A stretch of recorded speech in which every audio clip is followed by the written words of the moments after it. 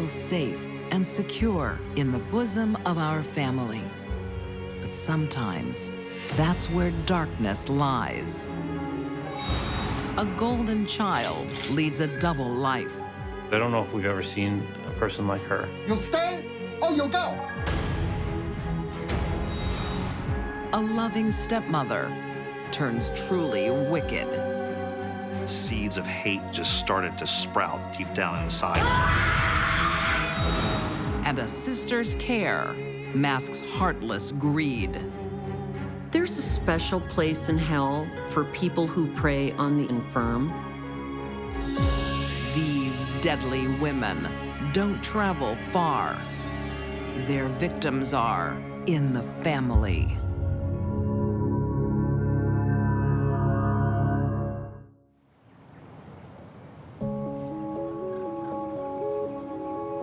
Toronto, Canada, 2000.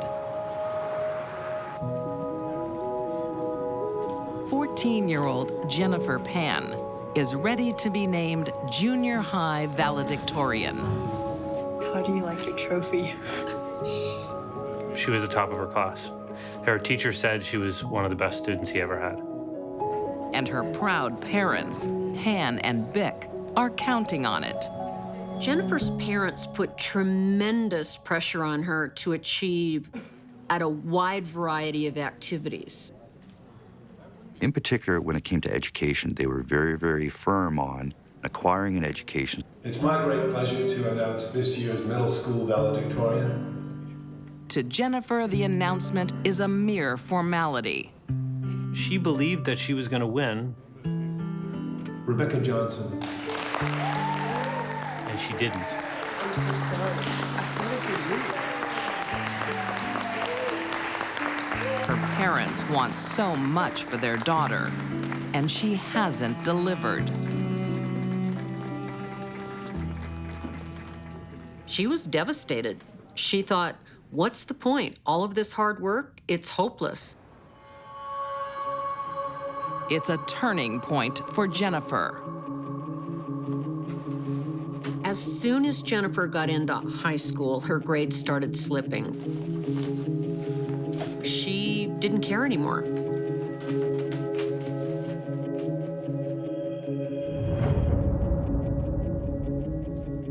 Jennifer started falling short of her parents' expectations, certainly probably her own expectations. She took some pretty aggressive steps to ensure that they never saw this report card. She forged her report cards and gave herself straight A's. Once she starts cheating, she can't stop. This lasted for the next 4 years. And her parents were none the wiser.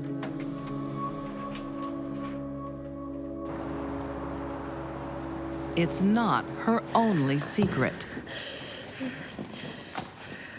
Hey, are you okay? Can't breathe. When she's 16, she suffers an asthma attack. And fellow student Danny Wong comes to her aid. In and out.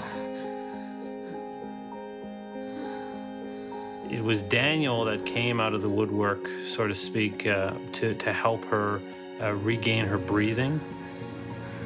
And from that point on, it was almost as if he was her savior.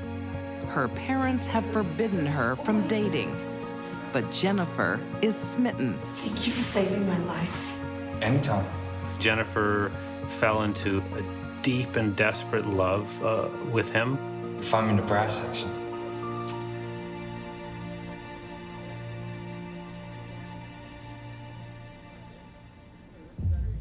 Her parents can't find out she has a boyfriend, especially not this one.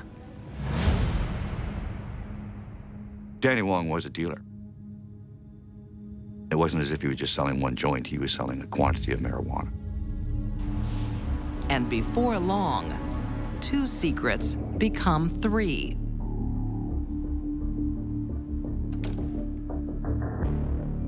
Jennifer fails to graduate high school.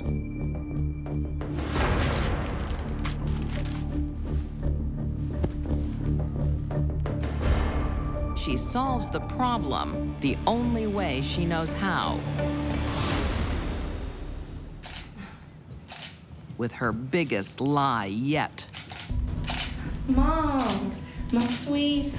This is a moment in history. What Jennifer did was fabricate an entire university career. You're the first in our family to go to the university. Oh, Daddy, are you crying? She gets all her books prepared. She has new clothing. This is something to surprise you. Parents buy her a laptop. I know I have been tough on you these days. For Han and Bick, their daughter going to the university is a momentous occasion. And she exits the front door, and as far as her parents know, she's going to her first day of university. But she wasn't. She'd spent much of her time with Danny Wong and never did attend school because she was never enrolled. Her parents think she's living with a girlfriend near the campus.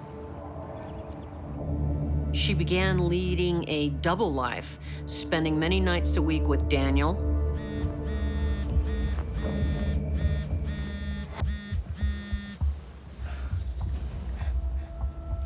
Hey, Dad, I'm in class. Just want to check if you're coming home this weekend. No, I'm volunteering at the hospital, remember? Oh, how's that going? Good, I gotta go. Bye. But in 2008, she tells one lie too many. Jennifer told her father that she was volunteering at a hospital as part of her university degree. Okay, thanks, Dad. Wait, we want to say where you work. You can't. It's a sterile area, so I'll just get out here. Jenny! But her father is becoming suspicious. So he insisted one day on driving her to the hospital.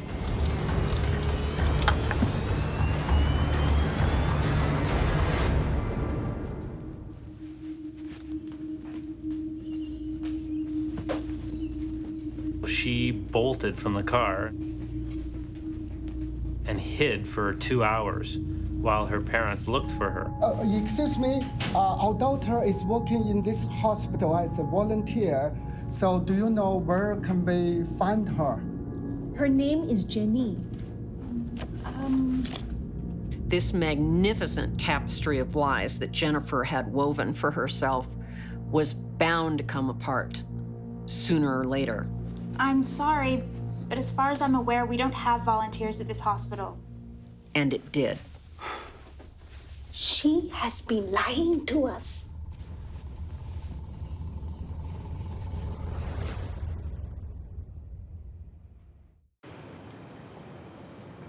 Toronto, Canada. Since high school, Jennifer Pan has been lying to her parents.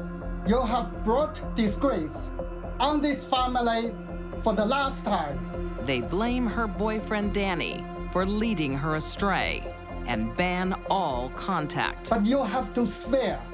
Her father said to her, "If you see Daniel again, it will be over my dead body." While I'm still alive, you will never see that boy again. Don't ever say that to a crazy, angry kid.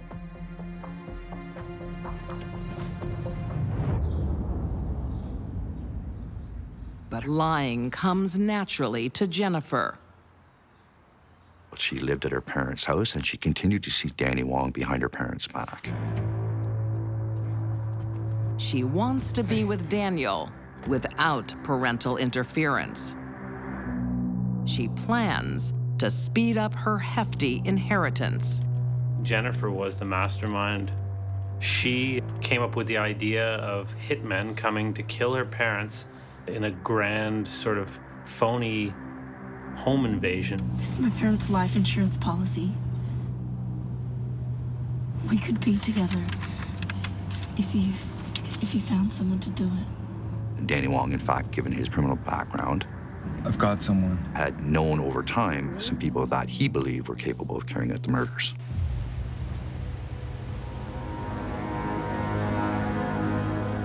November 8th, 2010. The Pan family settle in for the night. Good night, Mom. Bye. Jennifer walked downstairs and gave her mother a hug. Unlocked the door. Jennifer then sends a signal to her hitmen. The light in the Pan household in Pan's study goes on for exactly 1 minute and turns off.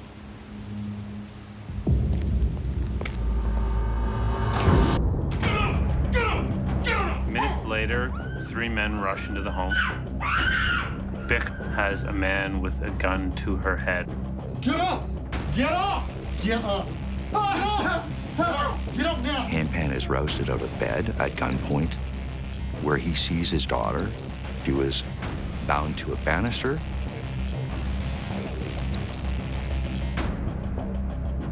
The parents are taken down to the basement, and the men throw blankets on their head. She heard a noise that she describes as popping noises.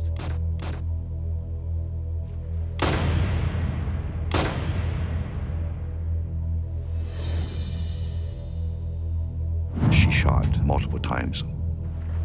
Ultimately, the last shot is to the back of the head.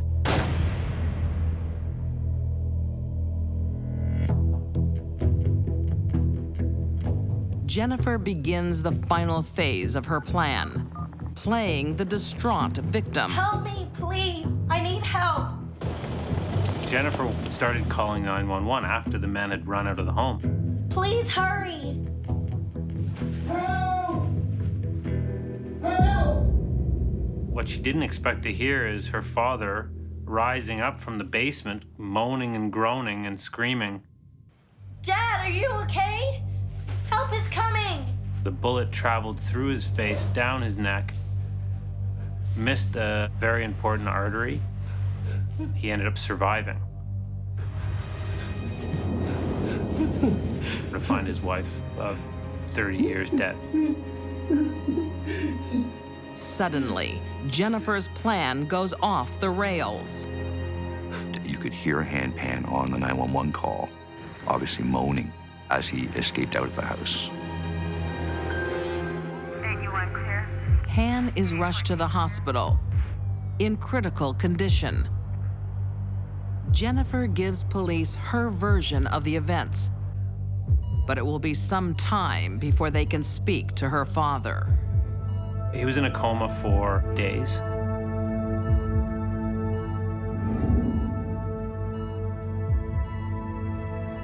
Jennifer. He told the police that Jennifer appeared to be familiar with one of the intruders. Han said that the intruder was actually consoling Jennifer. Jennifer tries to lie her way out of trouble one last time. She told the police that she had hired the men to come into her parents' home and kill her. But somehow or other, there was a miscommunication, and they killed her parents instead. I don't buy it, and the police didn't either. The police search her phone and find hundreds of text messages spelling out the murder plot. In 2015, Daniel Wong and the 2 hitmen are convicted of first-degree murder and attempted murder. They are sentenced to life with a minimum of 25 years. Han's life will never be the same. Family's life will never be the same. They don't have beacon in their lives anymore. It's been torn away because Jennifer was a very selfish, evil person. Jennifer Pan is also found guilty of the murder of her mother and attempting to kill her father. She is sentenced to life no chance of parole for 25 years. This is the most bizarre and craziest case I've ever witnessed or experienced in my entire life. Jennifer fabricates so much of her life that the line between fantasy and reality becomes blurred. So too does the line between good and evil. All Jennifer had to do to have the life she wanted was walk out the door. But she didn't have the strength to stand up to her parents and tell them that.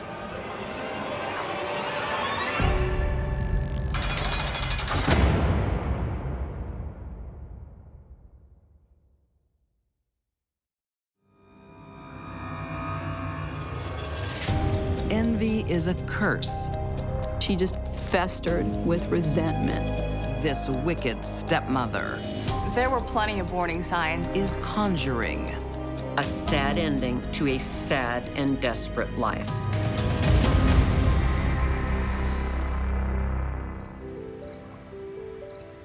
Brooklyn, New York, 1892. And then the wicked witch said to her wolves, "See those people over there?" 42-year-old Martha Garrison loves her new job. That little girl, I want you to tear her to She's been shreds. hired to look after 12-year-old Ida Place. That's all for tonight. It did seem that Martha was going to be a good addition to the family. She seemed to take care of the young girl very well. Ida's mother died recently. Now Ida is her father William's whole world. Oh, You two are getting on well. she is so lovely. I haven't seen her this happy in a long time.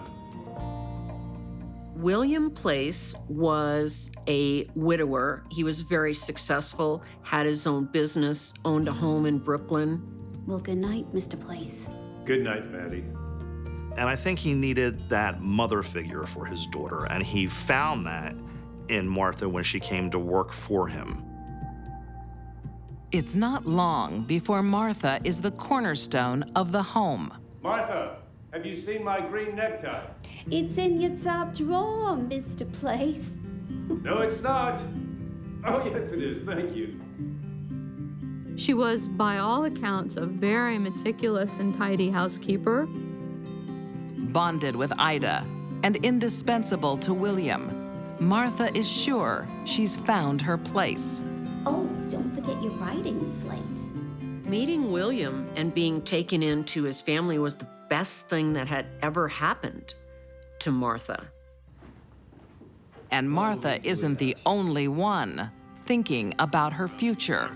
I've been thinking maybe we should consolidate our arrangement.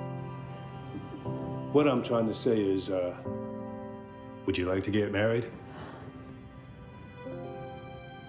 Yes. His desire to marry Martha was not about love, but more about having someone to take care of his young teenage daughter. You don't have to decide now. I would like that very much. Yes? Yes.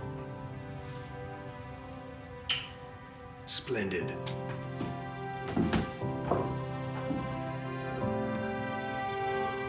Martha has hit the jackpot. Martha didn't have a lot going for her. She wasn't educated, she wasn't outgoing. For her, he was quite a catch.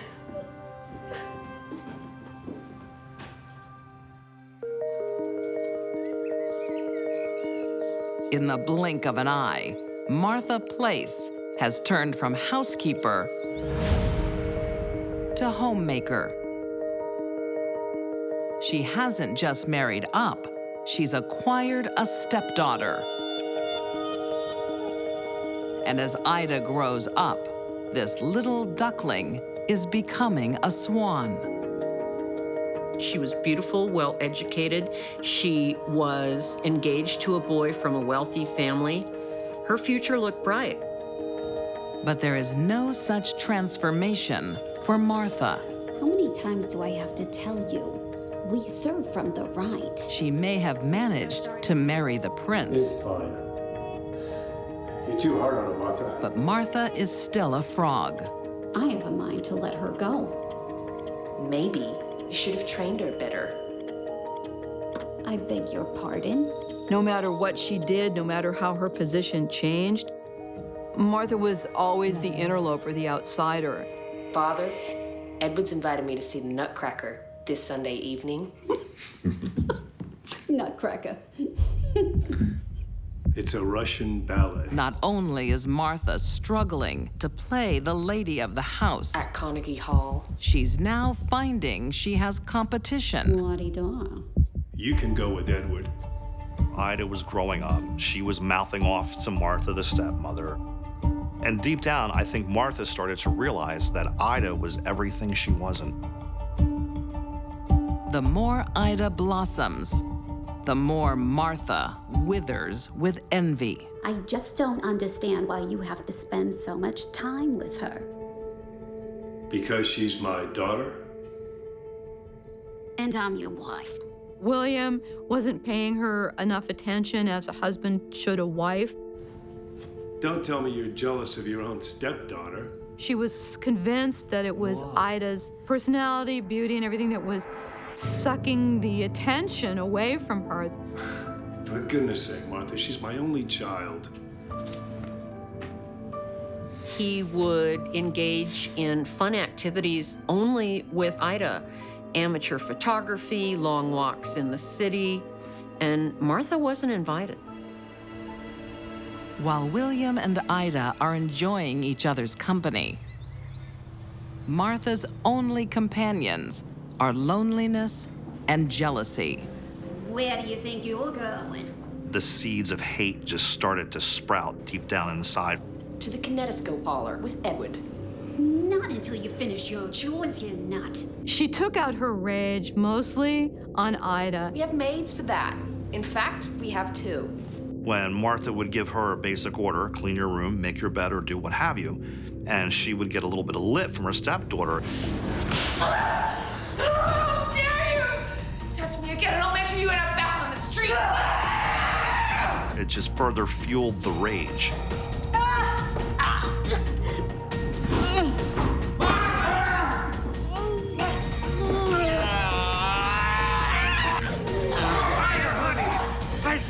She's lost her mind! All that rage that she'd been holding, barely containing, comes out now.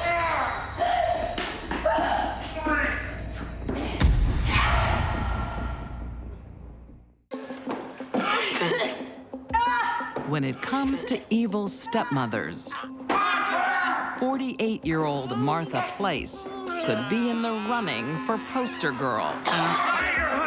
Her envy of 17-year-old stepdaughter, Ida, has ignited into physical violence. William, please. She would become physical. She might throw things, she might smash things. Is this necessary? The neighbors. And alienated her husband, William. William was having none of this. Will you be coming to the station to file charges, sir? Well, I think it'll be good for her to spend a few nights in the slammer while I, have a think about it. He didn't just throw her out, he had her arrested. A few nights in a jail cell is a sobering experience. Thank you for bringing the carriage for me, William. Martha returns home, a reformed woman. He invited her back into the house thinking that she'd overcome that rage. I just want to say how sorry I am. She promised to be good, she was contrite, and for a while, things were better. She seemed to realize that if she wanted to stay in her good situation, she had to behave.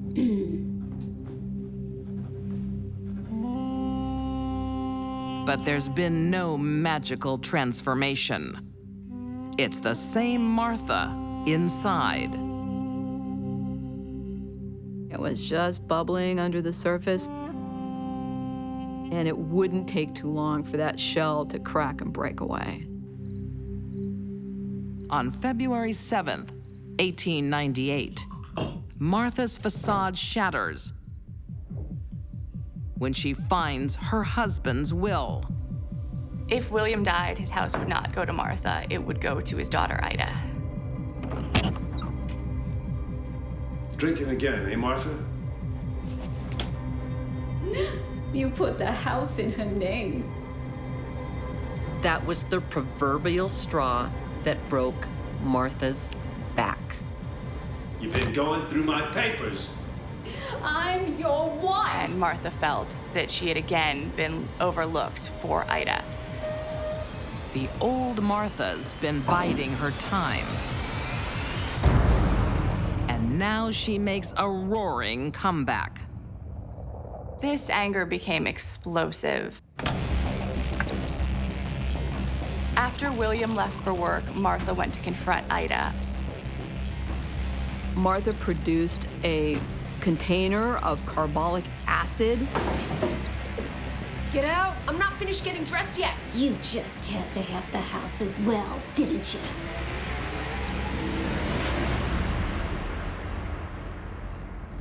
She threw it in her face. Ida was everything that Martha wasn't, or had ever been, or would ever be. So she destroyed her. The first thing to go was her beautiful face. You're not so pretty now, are you?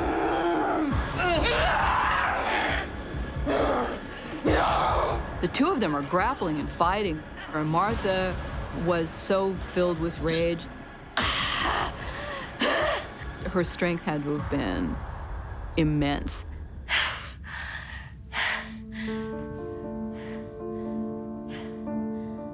First, Martha takes Ida's beauty, and then her life. So Ida's dead on the bed. And Martha just stands there realizing that her husband's going to be home in a little while, and he's going to find the love of his life, the true love of his life, his daughter, dead at Martha's hands. She could have left. She didn't.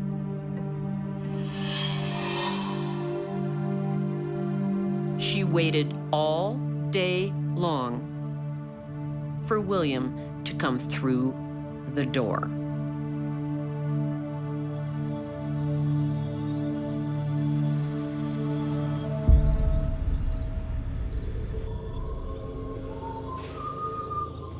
He doesn't see Martha hiding in the shadows.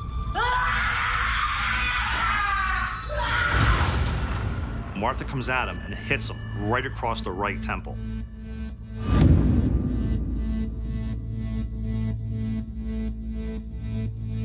Martha thinks she struck a fatal blow.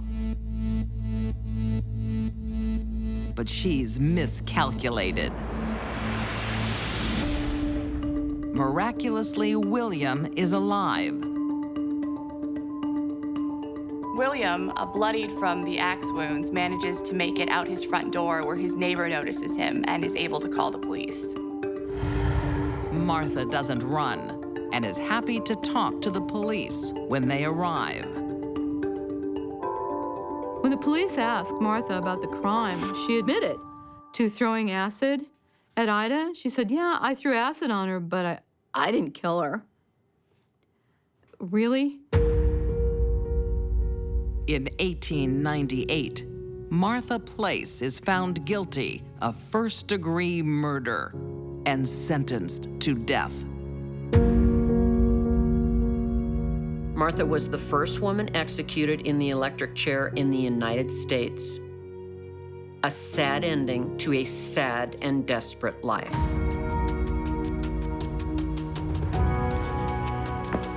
God help me.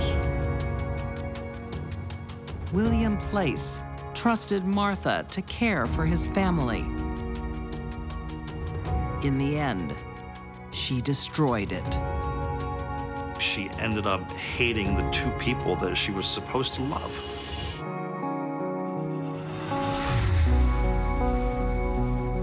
This is a story about a beautiful princess and an evil stepmother. Right out of Aesop's fables.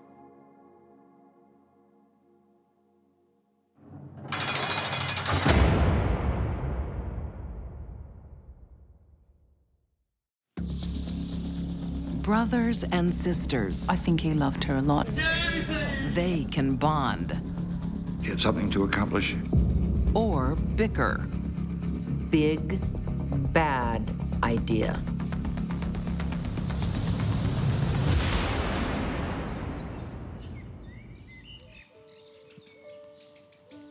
The simple things in life bring joy to 41-year-old Lindsay Gillette. His infectious grin is well known in his rural Australian community. Wow, excellent work, Lindsay. Mine will grow this big. Yeah, sure. He led a very simple life. He worked in a sheltered workshop during the day.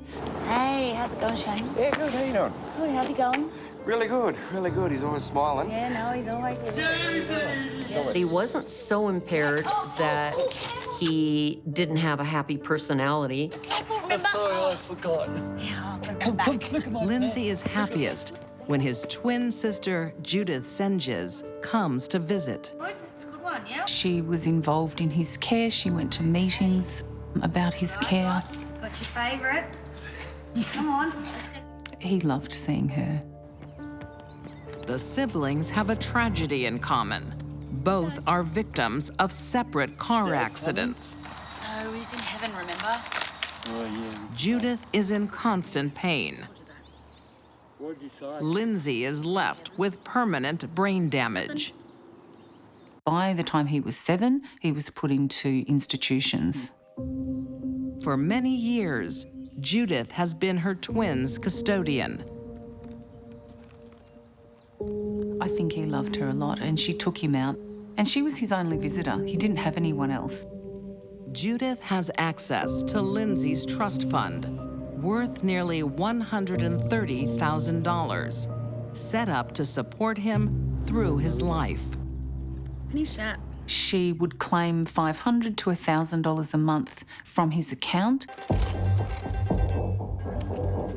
But as well as expenses, she is spending his money on something else. She was addicted to playing the slot machines. And using that money for herself. Oh, come on, 2 scatters.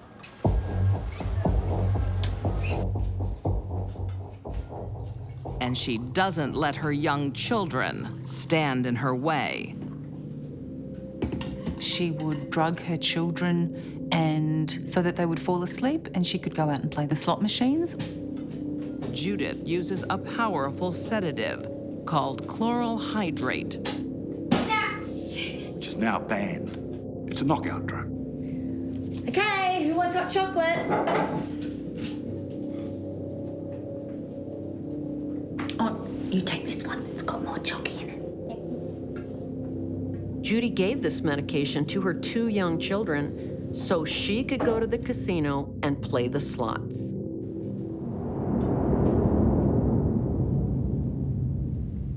There's one problem with her plan.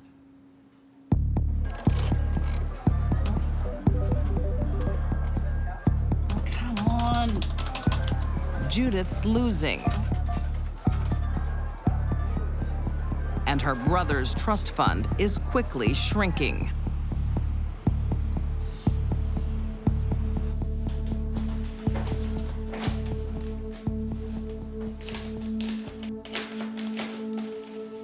Judy received notification one day from the Supreme Court that they were concerned about the trust fund.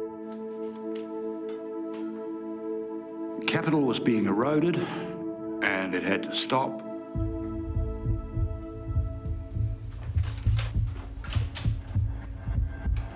Hello? Yes, this is Judith Senges. I'm ringing about my brother's trust fund. It was being depleted too quickly, so they put a halt to withdrawals. Well, yes, that's because I had to buy things for Lindsay. Oh, I don't know, I had to buy some clothes and furniture and what have you. She was called in to explain. Yes, that's fine. I'll come in. All right, thank you. I'm guessing at that point, Judith panicked. Caught with her hand in the cookie jar, Judith's extra income is cut off. She always regarded Lindsay's money as her money. Desperate times call for desperate measures. He was just the one standing in the way of her getting her hands on the money.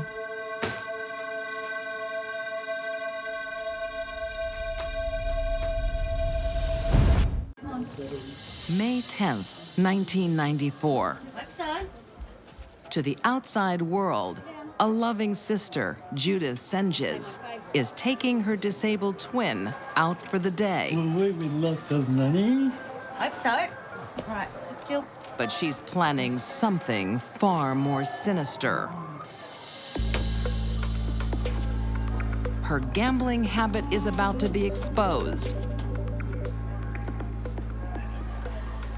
And her money tap turned off. Why are you so angry? You wouldn't understand. Unless she gets control of her brother's trust fund. She saw salvation in that 100-something grand that was in the trust account. But to get the fund in her name, she needs to inherit it. Come on, go to lunch. For Lindsay, it's the perfect day. Then they went for lunch and Lindsay had a pie. She saw a woman down the shops and she said, "How are you, Lindsay?" And he said, "I'm having the best day of my whole life because I've gone out to lunch with my sister." After a trip to the slots and lunch, Judith drops her brother near a golf course. Go pick up the kids. Okay. His favorite pastime is collecting golf balls. I'm going to the golf course to find some balls. Good. He said he'd try and get her a pink golf ball for Sis.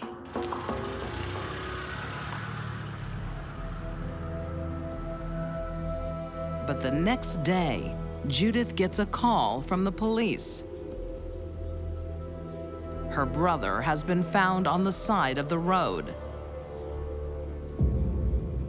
The victim of a hit and run. It was a really pitiful sight that someone who was so well loved could just be abandoned at the side of the road like that. We are sorry for your loss. Thank you. Lindsay had a tragic life. Police are puzzled by Lindsay's injuries. It was really clear to them that he had been run over by a car, but he hadn't been hit by a car. The last person to see him alive is Judith. And when they check her vehicle, it is squeaky clean. I do have just one more question. Why did you wash your car when you got home? I always do that. So dusty up there. She told police that she always washed her car after visiting Lindsay. All of her family members disagreed with that. They'd never seen her do that before. Police are convinced there is foul play, and Judith is involved. They had fibres that matched from the body to the bottom of the car. They had dyes that were the same. They had DNA. It was circumstantial, but it was sort of overwhelming circumstantial evidence.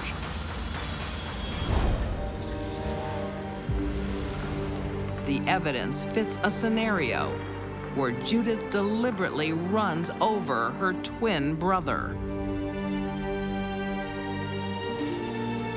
She drove over him backwards.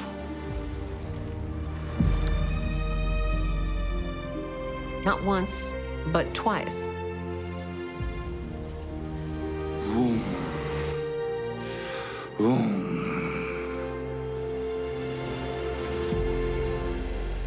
It looked like someone did a three-point turn over him. I never heard of a hit and run being a hit and then hit again and run. And furthermore, drugs are found in Lindsay's system. The same drugs Judith uses to knock out her own children. Judy. You look hot. You should have a drink. She would have got trust and cooperation from Lindsay right up until it was too late, I suspect. Investigators have proof Judith ran over her brother, but they can't prove that's what killed him. They couldn't find a cause of death, and therefore, if there's no cause of death, you can't have a murder charge.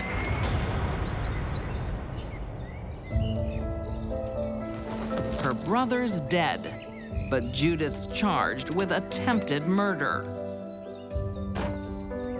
Quite surprisingly, Judy got off rather lucky. In 1996, Judith Senges is sentenced to 10 years and serves the minimum non-parole period of 6. She is released in 2002.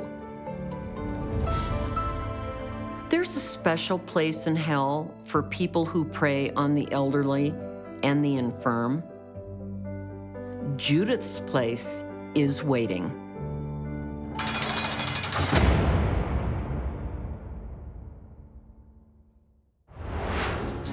For these deadly women, family feuds became fatal affairs. Jenny Pan wanted her inheritance more than her own parents. Martha Place chose jealous rage over maternal pride. And Judith Senges betrayed her vulnerable brother.